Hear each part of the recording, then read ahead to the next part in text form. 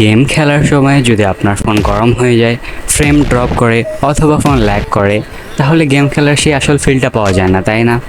তাই জন্য আমরা আজকে নিয়ে এসেছি বাজেটকে তোয়াক্কা না করে বিশ্বের সেরা 5টি গেমিং স্মার্টফোন, যা দিয়ে গেম খেললে আপনার আগামী 5 থেকে 10 বছরে যা গেম আসতে চলেছে স্মার্টফোনের জন্য পৃথিবীতে, অথবা এই গেমগুলো পৃথিবীতে অ্যাভেলেবেল রয়েছে, সেই গেমগুলো আপনি খুবই সহজেই খেলতে পারবেন খুবই স্মুথলিভাবে, কখনো কোনো ধরনের এতটুকু ল্যাগ দেখতে হবে না। তো এই লিস্টটা বানাতে আমরা সর্বপ্রথম লক্ষ্য করেছি ফোনের প্রসেসরের উপরে, দ্বিতীয়ত ফোনের ব্যাটারি, ফোনের কুলিং সিস্টেম। তো আমাদের এই লিস্টের 5 নম্বরে যে ফোনটি রয়েছে সেটি হলো আইফোন 16 প্রো ম্যাক্স। তো আইফোন 16 প্রো ম্যাক্সকে চুজ করার প্রথম রিজন হচ্ছে এটিতে থাকছে iOS এর সবথেকে powerful processor Apple A18 bionic, যা অ্যাপেলের সবথেকে পাওয়ারফুল চিপসেট হিসেবে ধরা হয়, যেটি পারফরমেন্সের দিক দিয়ে খুবই ভালো। কারণ যেহেতু অ্যাপেলের চিপসেট আপনারা বুঝতেই পারছেন বিশ্বের 1-2 নম্বরেই তারা সবসময় থাকে, তো তাদের চিপসেট নিয়ে কখনো কথা হতে পারে না। দ্বিতীয়ত আইফোন 16 প্রো ম্যাক্সে থাকছে 120 হার্জের প্রো মোশন ওলেড ডিসপ্লে, যা খুবই স্মুথ। এটি স্যামসাং থেকে নেওয়া হয়েছে। আইফোন 16 প্রো ম্যাক্সের বাংলাদেশে বর্তমান প্রাইস প্রায় 2,20,000 টাকার মতো 256 জিবি ভ্যারিয়েন্টের। আমাদের লিস্টে 4 নম্বরে থাকছে Samsung S25 ultra. Samsung S25 আলট্রাতে স্যামসাং চিপসেট হিসেবে ব্যবহার করেছে স্ন্যাপড্রাগন 8 ইলাইট। এটি একটি খুবই পাওয়ারফুল প্রসেসর। স্ন্যাপড্রাগনের সবথেকে পাওয়ারফুল প্রসেসর গুলোর মধ্যে স্ন্যাপড্রাগন 8 ইলাইট একটি অন্যতম প্রসেসর, কারণ এটি খুবই পাওয়ারফুল। এবং স্যামসাং ডিসপ্লে হিসেবে তাদের এই ফোনটিতে 6.9 ইঞ্চির এলটিপিও অ্যামোলেড ডিসপ্লে ব্যবহার করেছে, যেটি খুবই স্মুথ এবং পাওয়ারফুল। আপনারা সবাই জানেন স্যামসাং ডিসপ্লে দিক দিয়ে পৃথিবীতে 1 নম্বর। তারা অ্যাপেলকেও ডিসপ্লে প্রোভাইড করে, তো তাদের ডিসপ্লে নিয়ে কখনো কোনো কথাই উঠতে পারে না। এখন কথা হচ্ছে আপনার যদি বাজেট 1,10,000 টাকার মতো হয়ে থাকে, তাহলে কেন আপনি এই আনঅফিসিয়ালভাবে এই ফোনটি কিনবেন? চলো ডিসকাস করা যাক।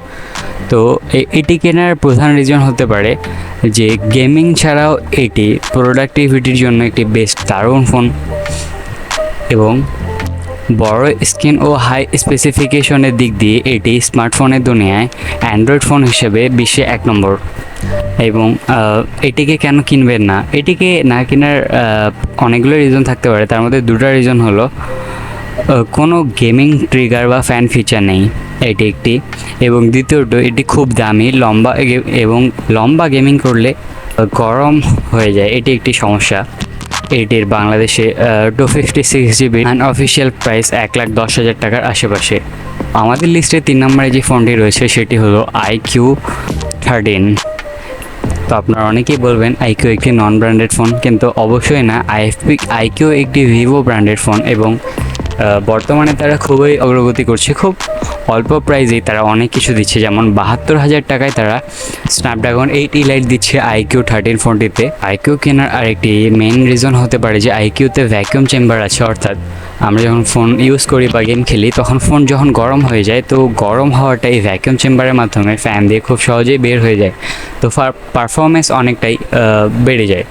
আমাদের লিস্টে 2য় নম্বরে যে ফোনটি রয়েছে সেটি হলো রেড ম্যাজিক 10 প্রো।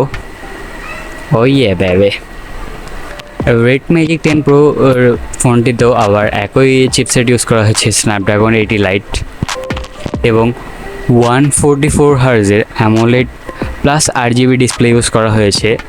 আপনারা জানেন রেড ম্যাজিক বরাবরই তারা গেমিং ফোন লঞ্চ করে, সবসময় তারা ক্যামেরা বা অন্য কিছুর দিকে ফোকাস করে না, তারা সবসময় গেমের জন্যই ফোন লঞ্চ করে। রেড ম্যাজিক ফোনটি কেনার রিজন হতে পারে যে এটি দীর্ঘ সময় গেমিং করলেও গেমিংয়ে কখনোই কোনো পারফরমেন্স ড্রপ বা কোনো কিছুই দেখতে পাবেন না। সবসময় প্রথমে যেরকম ছিল, আপনি যদি 3-4 ঘন্টাও গেমিং করেন, শেষের দিকে যে সেম গেমিং এক্সপিরিয়েন্সটাই পাবেন।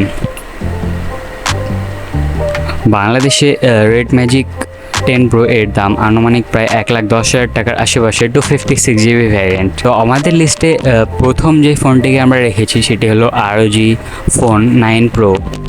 এটিতেও আবার বরাবরের মতনই স্ন্যাপড্রাগন 8 ইলাইট চিপসেট ব্যবহার করা হয়েছে, এবং এটি কেনার প্রধান রিজন হতে পারে যে এটি pro grade gaming experience, control ও কুলিং একসাথে প্রোভাইড করে, এবং বিল্ড ও ডিজাইন প্রিমিয়াম ফিউচার গেমারদের জন্য। বাংলাদেশে এটার দাম প্রায় 1,10,000 টাকার আশেপাশে। এখন আমার ওপিনিয়নে আসি, আমি যদি একটি ফোন কিনতাম গেমিংয়ের জন্য তাহলে আমি কোন ফোনটাকে বেছে নিতাম। তো অনেকগুলো ফোনে রয়েছে, কিন্তু আমি পার্সোনাল যদি কোনো চয়েস বলি আমার, তো আমি আইফোন 16 প্রো ম্যাক্সকে বেছে নিতাম।